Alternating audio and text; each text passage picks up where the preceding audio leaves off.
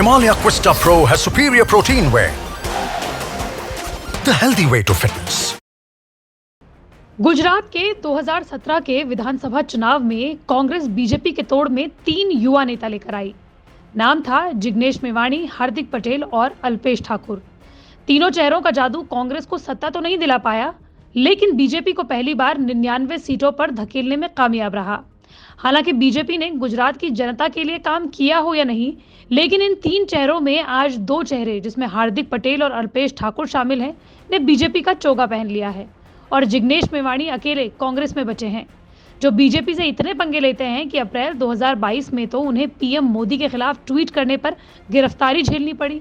और यही नहीं, असम पुलिस ने उन्हें महिला कांस्टेबल से असॉल्ट करने के आरोप में गिरफ्तार कर लिया था। लेकिन जिग्नेश मेवाणी फिर भी बीजेपी के खिलाफ आवाज बुलंद करने से डरते नहीं हैं। मेवाणी गुजरात के वडगाम विधानसभा सीट से निर्दलीय विधायक हैं और इस बार के विधानसभा चुनाव में कांग्रेस की सीट से उम्मीदवार। दलित नेता जिग्नेश मेवाणी गुजरात की राजनीति में अपनी मेहनत से बड़ा नाम बने हैं, लेकिन वो हैं कौन, चलिए आपको बताते हैं। जिग्नेश मेवाणी गुजरात के मिडिल क्लास परिवार से आते हैं। पिता नटवर भाई परमार अहमदाबाद म्यूनिसिपल कॉरपोरेशन में क्लर्क रह चुके हैं, जो अक्सर अपने बेटे को अति आदर्शवादी कहते हैं। अंग्रेजी अखबार द इंडियन एक्सप्रेस से बातचीत करते हुए एक बार उन्होंने कहा था कि जिग्नेश बचपन से ही क्रांति लाने और समाज को बदलने की बात करता रहा है। साथ ही वो बार बार ये कहता है कि जेल जाने से डरता नहीं हूँ, और हम कहते रहे हैं कि क्रांति तो 1947 के बाद कभी आई ही नहीं। जिग्नेश मेवाणी दलित एक्टिविस्ट, सामाजिक कार्यकर्ता और गुजरात के वडगाम से निर्दलीय विधायक हैं। सितंबर 2021 को जिस दिन लेफ्ट नेता रहे कन्हैया कुमार को कांग्रेस में शामिल होना था, उस दिन जिग्नेश को भी कांग्रेस में शामिल होना था, लेकिन कानूनी पेच की वजह से वो पार्टी में शामिल नहीं हो पाए, नहीं तो उनकी विधायकी सदस्यता चली जाती। 1980 में मेहसाणा जिले के मेऊ गांव में जन्मे जिग्नेश परमार ने अपना सरनेम हटाकर मेवाणी रख लिया था, ताकि उनके गांव से उनका रिश्ता हमेशा बना रहे।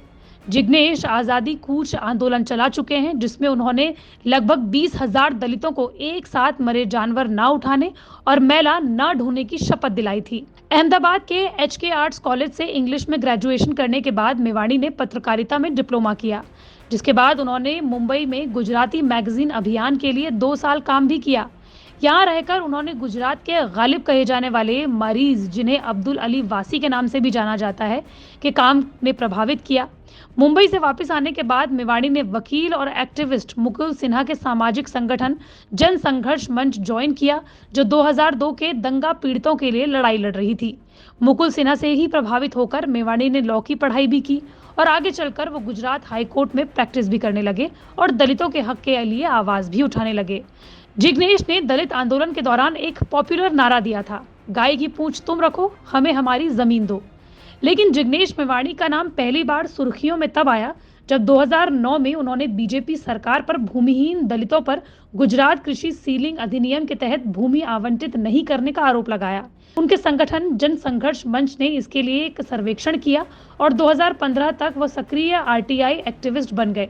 मेवाणी का असली राजनीतिक उदय 2016 की घटना के बाद हुआ था, जब ऊना शहर में दलितों के साथ मारपीट की घटना हुई थी। ऊना दलित अत्याचार लड़ाई समिति के गठन से लेकर 30 संगठनों को एक मंच पर लाने में मेवाणी की महत्वपूर्ण भूमिका रही। उसी समय मेवाणी राष्ट्रीय स्तर पर दलितों का उभरता हुआ चेहरा बन गए। 2017 के विधानसभा चुनाव में मेवाणी ने उत्तर गुजरात के बनासकांठा में वडगाम अनुसूचित जाति की आरक्षित सीट से चुनाव लड़ा। अपने चुनाव को बीजेपी के अन्यायपूर्ण शासन के खिलाफ लड़ाई बताते हुए उन्होंने बाकी दलों से अपने उम्मीदवार नहीं उतारने की अपील की। इसके बाद कांग्रेस और आम आदमी पार्टी ने अपने उम्मीदवार इस विधानसभा क्षेत्र से नहीं उतारे और मेवाणी को समर्थन देने की घोषणा की। इस चुनाव में मेवाणी ने 18,000 वोटों से जीत हासिल की और यहीं से उनके राजनीतिक करियर की शुरुआत भी हुई।